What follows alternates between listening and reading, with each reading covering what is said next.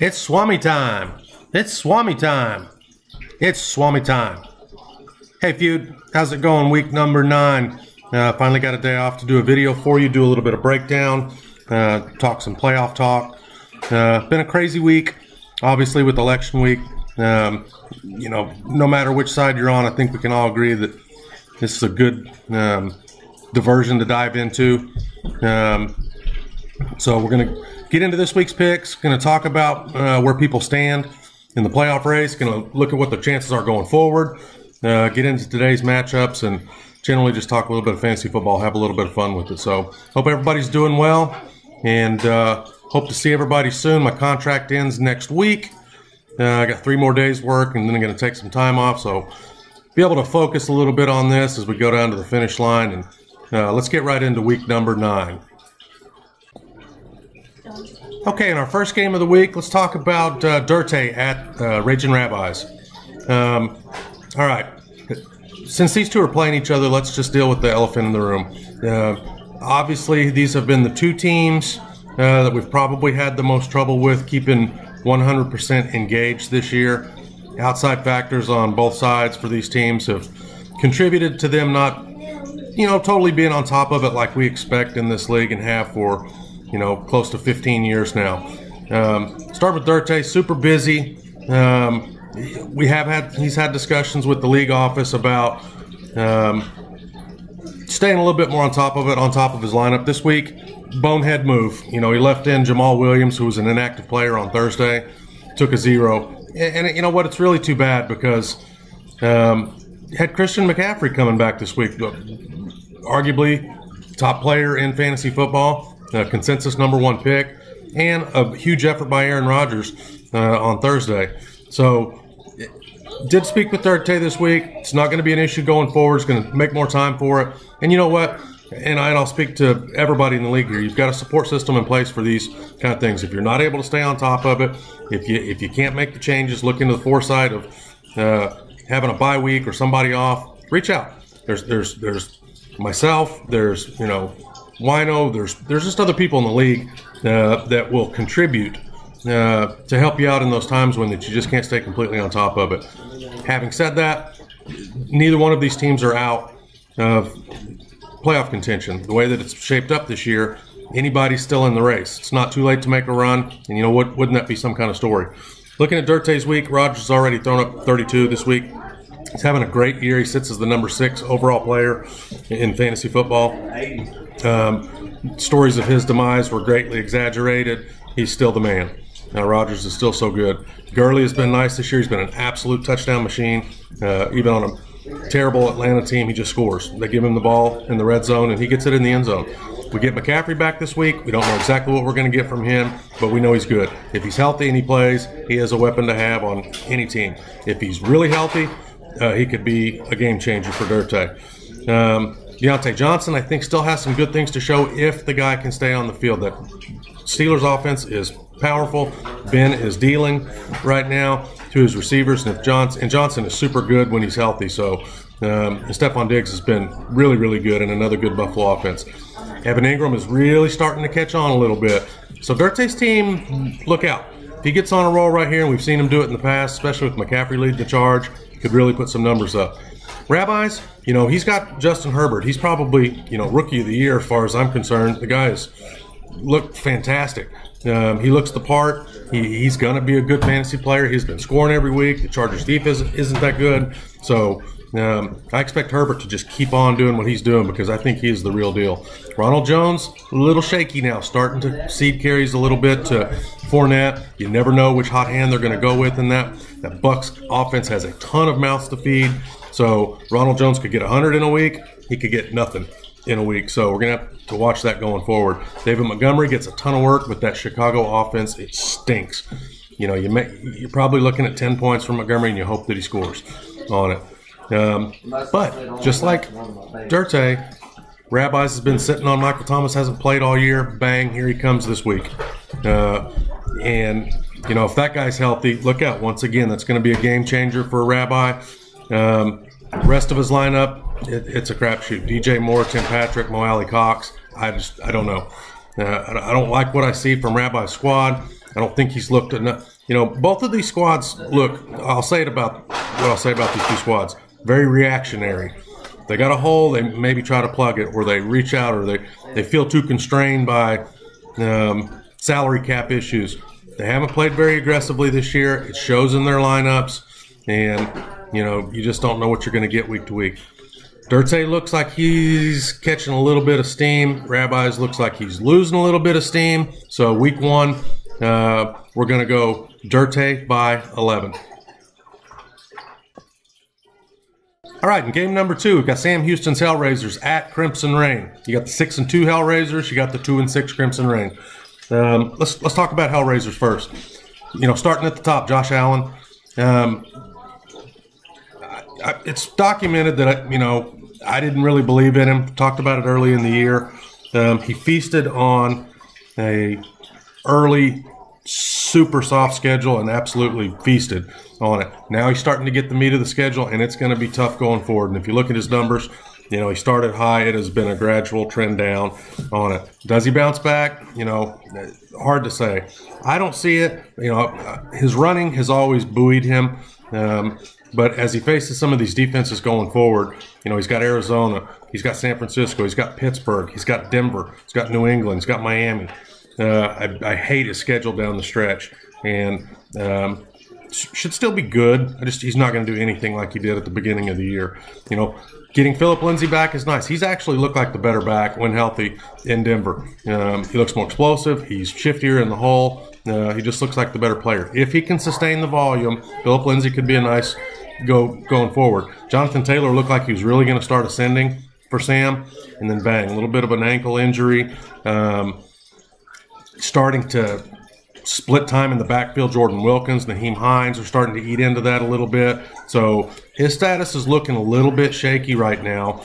And, you know, with Joe Mixon on a bye, with Miles Sanders still out, you know, Sam's having to play these other backs that he has. They're pretty good choices for a back 3 and 4 in his lineup, but that backfield looks shaky this week.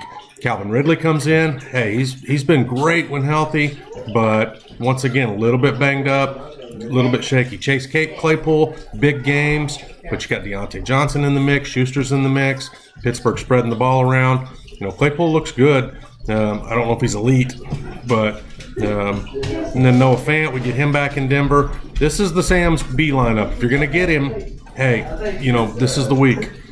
So should be an easy win, right? Not so fast. Crimson, he's got the most maddening team. He's got talent top to bottom, and it's so hard every week with that kind of team to pick a lineup. This has typically been the kind of lineup I've had in years past, where I've got a lot of good players, a lot of good value. Crimson's probably put more value on his team than we've seen on a team in a long time, but he just hasn't been able to catch it. It's been a crazy, maddening season. Starts Derek Carr this week. How excited can you get? I mean, solid, yeah, but it's just not a sexy quarterback to have in fantasy football. Mike Davis, man, he was chugging along, cruising, really doing great, but guess what? McCaffrey's back. Yes, he's earned the right to get a little bit of more time in the backfield for split time, but that's exactly what you get is split time, and you're always going to be second fiddle to C-Mac. Josh Jacobs came out like gangbusters. Once again, boring-ass offense in Las Vegas. You know, it's just not that sexy. He's got a good matchup this week, though, against the Chargers, so this could be a week that he does produce in there. Antonio Gibson, hey, man, if you've watched this guy play, and not many people have seen Washington play this year, but that guy's good. He is shifty. He's fast. He catches the ball out of the backfield. He's got burst. He just plays for Washington. It sucks that he's not on a different team because that guy is a good ball player. DeAndre Hopkins is the man. I mean, he's going to get tons of volume coming off of a week of rest. Arizona is trending up. That's his ace. That's his ace in the hole right there. We see Scott Miller in the lineup, and that sucks because he's got people on the bench like Tyler Boyd on a bye, T. Higgins on a bye. Marvin Jones this week may be the play. He's got Scotty Miller in there right now, but man, I've tried to play Scotty Miller in a couple of other leagues, and I've gotten burned because he'll have a big week and then he has shit. And especially this week, you got Antonio Brown coming back. You got Mike Evans in the mix. Gronk is in the mix in the red zone. They're running the ball. They're throwing the ball to Fournette and Jones. absolute crapshoot. You better hope you catch a long one to Scotty Miller, and maybe he does with all the other weapons, but I hate that play with all the good stuff that's out there. So, you know, maybe Crimson's just rolling the dice with that one. Darren Waller, good. They just haven't worked him. They started the season, you know, working him the ball, and in the last few weeks he's absolutely disappeared. So if Crimson's going to win this game, he's got to have a Derek Carr to a Waller hookup. They need to have one of those big games like he had earlier in the year where he just fed him all day long. But really, Crimson's entire roster is built on Raiders this week. Carr, Jacobs, and Waller. That's tough to hang your hat on right now. Having said all of that, I don't think it's enough. Hellraiser's prime for the picking this week, but typically as he does, he kind of catches a break. Sam Houston's Hellraiser's going to get it this week, and he's going to win by 6.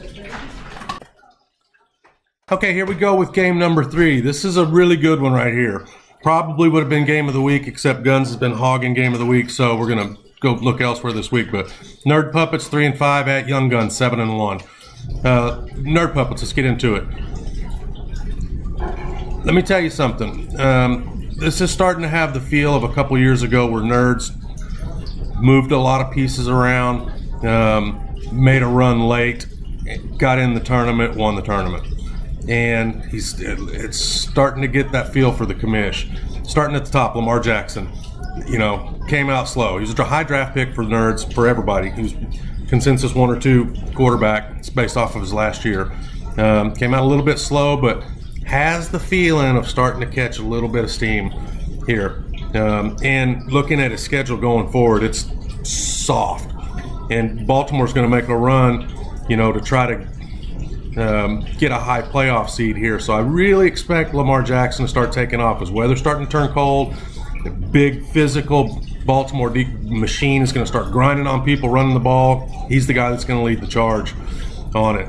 Lamar Jackson, I think, is going to be big in the second half of the season. James Conner, man, he's been good. The Pittsburgh offense is good. He is the grease that makes that thing go, that allows Ben to spread the ball to all these receivers out there. And guess what? He gets to play Dallas this week. I expect a monster game from him. You just hope they don't get out too far ahead where they rest him late. You want him to get some of those early touchdowns to have a big game there. And Chase Edmonds, the dude is good. The guy can play.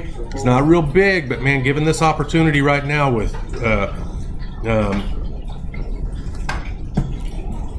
blank spot, the other running back in Arizona. Anyway, crushed his running back. He's hurt. Chase Edmonds gets the nod this week, and that Arizona offense is starting to go right now, and you know, he's going to get a bigger workload. He's going to catch a ton of balls.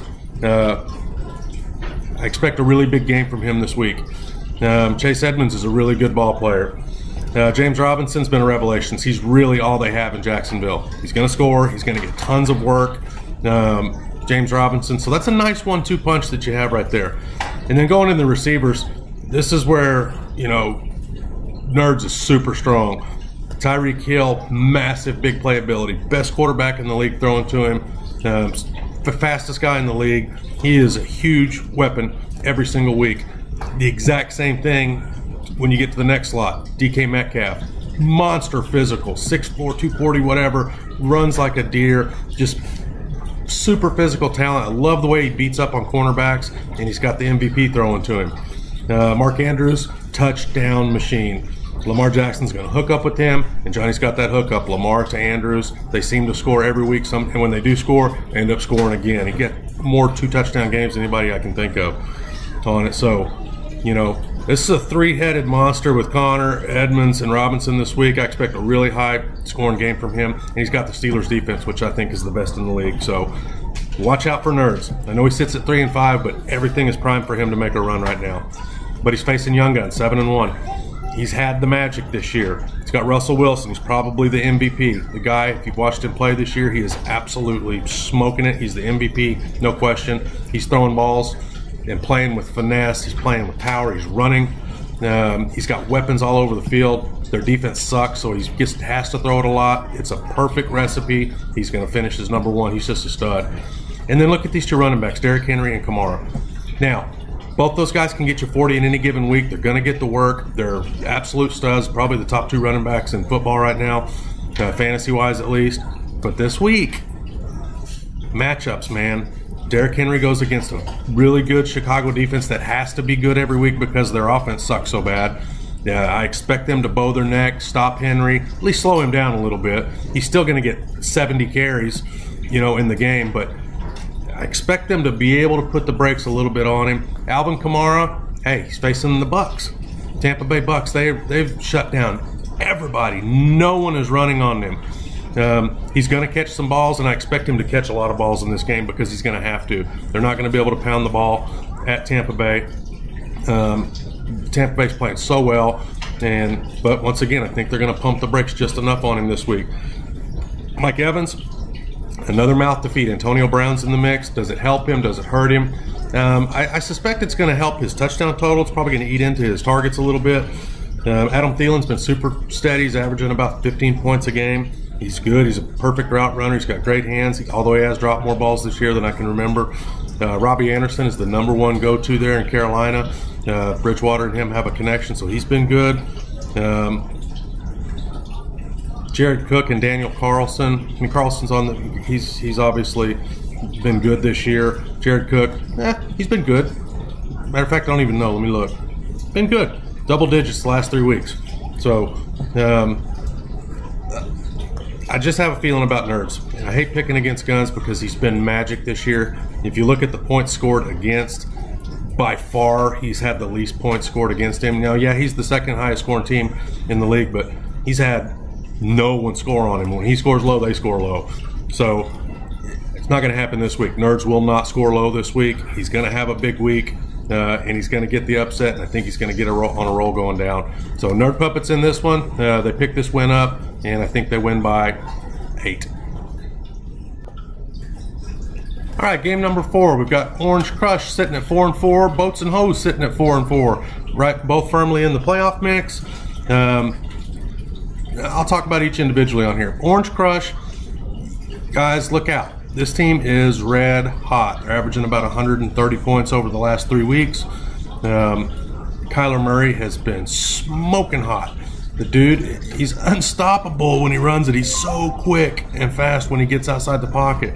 And, you got D-Hop in there. You got Chase Edmonds catching the ball now. You got Fitzgerald as a security blanket. You got Christian Kirk going long on it. I love what they're doing offensively, and he's so much like Russell Wilson, except just a faster, more athletic version. He doesn't process like Russell, and he doesn't, have the touch that he does. But man, he's just getting better every single time you see him play. I think he's a future MVP of the league. Kyler is smoking red hot and could really take her all the way. And hey, man, Dalvin Cook is back, and he is a machine. Absolute monster. He freaking is eating people alive. If that dude stays healthy, that 1-2 punch right there could take her all the way. Guess what? Damian Harris. This was a sneaky little pickup in the middle of the year, starting to emerge on a bad New England team, but he's getting the volume. He can go over 100 yards. He's by far the best running back in New England. They're going to have to grind it out because they have 0 weapons on the outside. I think that Damian Harris is a perfect RB2 going down the stretch. Devontae Adams is the best wide receiver in the league, especially with Rodgers throwing him the ball. He may not be the most talented physically, but he is physically talented. But man, that guy is unstoppable one-on-one. Doesn't matter if they double team him, Rodgers gets it to him. They throw him the deep ball. He scores touchdowns. And when they get locked in, you get huge games from him. I love that in fantasy football when you get a player that doesn't just knock out mediocre games every single week to a high finish. I love when they throw in a monster, because those are the kind of games that win weeks for you. He's already thrown up 29 this week, 10 catches, 173 and a touch. And then our next wide receiver is Christian Kirk. This is a boom or bust play, but she's got the quarterback throwing to him. And with D-Hop taking so much attention, I think with Edmonds running the ball and catching the ball in the backfield, this is set up as one of those weeks where Christian Kirk is going to catch a long one, and they always take a shot to him in the game somewhere. You look at Christian Kirk, his last 2 weeks, 21 and 17.5. Getting hot at the right time. I love that. Justin Jefferson, stud play at Minnesota. He's going to be one of those guys next year, year 2, year 3 breakouts, but he's doing it as a rook. So I got 0 problems with Christian Kirk and Justin Jefferson. Those are big play receivers. Yeah, they might throw up some low numbers, but they're going to get you big weeks on it. She's just got a super explosive team. And she's proven it last 3 weeks with high scoring. And you come over here to Boats. Boats, it's well documented on our group text about how rash he's been with his managerial style this year. But hey, the guy's aggressive, and like I said on the text, I'd much rather have an owner being super aggressive, trying to make their team better every week, than completely freaking ignoring it and missing players and not looking ahead. And for that, I applaud him at least. Looking at his lineup this week, hey man, he's scratching and clawing. He's 4-4. He's in the playoff mix right now. He's got Brady as his quarterback for the rest of the way because he's got no more transactions left. And guess what? Tom Brady's hot. Tom Brady has weapons everywhere. Tom Brady's throwing the ball. Bruce Arians likes to throw it. He's going to be good down the stretch. I mean, in his schedule, look at his schedule going forward. Carolina, Rams, Kansas City, they're going to have to throw. Minnesota, soft. Look at this playoff schedule. Minnesota, Atlanta, Detroit. Let me tell you something. If he gets into the tournament and has that playoff schedule, that's money. And that's Brady's time of year too, so look out. David Johnson hasn't been flashy, hasn't been spectacular, but you know what he has been? He has been steady, and he has been good. He's averaging 12 a week. He gets you double-digit points every single week. It's not going to be a 20 or a 30, but he's going to get you that 10, 12, 14, 15. And you know what? You can live with that sometimes. Now, he loses Zeke, and that's big going forward. Loses Zeke this week, but guess who he gets to plug in? And it was a really nice pickup. J.K. Dobbins. He's the best back that they have with Ingram being out. He was best back with Ingram in, but they're starting to give him the ball more. They're starting to work him. Yeah, they still give Gus Edwards the ball, but J.K. Dobbins is the back there, I think, and he's going to be the back going forward. And this is going to have fresh legs. He's got young legs and a good Baltimore offense. If he becomes the feature back there, I don't think you're going to miss Zeke at all. And I don't even think I think he would have been the play this week if Zeke would have played. To tell you the truth, he's got Julio. Bang. Most talented, explosive guy in the league. Has been forever. Any defensive back will tell you in the league, they hate guarding Julio because he's such a physical freak. And you know what? He's starting to play well. Games of 30, 13, 17.5. Scoring. Explosive wide receiver one. Terry McLaurin. Explosive wide receiver one in a bad offense, but tons of volume. McLaurin is averaging 13 points a game this year. And his targets are ridiculous, double-digit every single week. Henry Ruggs, this is his wide receiver 3. He's missing Cooper Kupp this week as his 3, who's on a bye. He's got Laviska Shenault Jr. too, but he's going with Ruggs this week because I think I know what Trent's doing here. He's looking for the big play. I do not understand. When I watch Henry Ruggs play, he looks really good to me. Looks like a miniature Tyreek Hill, but they don't throw him the ball. They don't look at him. They don't freaking... You have to take at least 1 or 2 shots a game to a guy like that. They're just not giving him the ball. That Las Vegas offense makes 0 sense to me whatsoever. It seems like Gruden's stuck in the 80s with it sometimes, and it's like, I just don't get it. It's got a good quarterback that throws a nice deep ball, and they just don't take enough shots to the guy. When they do, he has big games. He had a 19-point game when they threw it to him. He has sucked this year. Henry Ruggs has been shit. He's been hurt. Maybe this is the week, and I think that's what Trent's doing. It's a dart throw, and he's going to need it this week because Crush is a monster. This is probably the most lopsided game of the week. Boats has enough to put up a decent score, but honestly, he hasn't broken 100 since week 3. He's going to have to break 100 this week. He's going to have to probably break 110 or more this week because she's going to. I just don't see enough in his lineup to do it. Could surprise if she has an injury or something, but with the lineups head-to-head like this, absolutely no way, and her matchups are good this week. So probably our biggest upset or our biggest lopsided game. Let's go Orange Crush by 16. Game of the week. All right, game 5, game of the week. 4-4 Dreadheads at 5-3 Taylor's Tenacious Terriers. Jumping right in, Dreadheads. Starts at the top. Best quarterback in the league in the pass-friendliest offense, Patrick Mahomes. We saw last week what happens when Kansas City decides to throw the ball and not stay balanced. They eviscerate people, and if they do that every week, unstoppable, man. He had 41 points last week. There's no reason he can't do it every single week, and he gets awful Carolina defense this week. He will eviscerate them again. I expect 35 plus from Mahomes this week. Just a stud. Looking at his RBs, he did start JaMychal Hasty this week. All signs pointed to him being the play in San Francisco with their injuries. And guess what? They gave him to McKinnon. You know, in an awful game by San Francisco offensively, with all of their offensive players missing. You know, Hasty looked like the guy, and it wasn't. So San Francisco's a freaking crapshoot in that backfield. If you want any piece of that, you're crazy. It's like the New England backfields of old that you just can't predict every single week. Shanahan is just maddening to deal with. So as good as that rushing offense is, if Mostert isn't in there, forget it. I mean, just stay away. And he threw up 2 points on it. So DJ Dallas, this is a play right here this week. Last week, the guy gets all the work in Seattle. Boom, he scores 19.5 last week. He's going to get the play again this week with Carlos Hyde and Chris Carson hurting. DJ Dallas is a good play this week. I think the matchup's good for him. I expect 15, 16 plus from him with, you know, a ceiling that's even higher than that. Allen Robinson, only thing that Chicago has offensively. Literally the only thing. And that's another player that I'm so sad that he plays for that team because he's so good.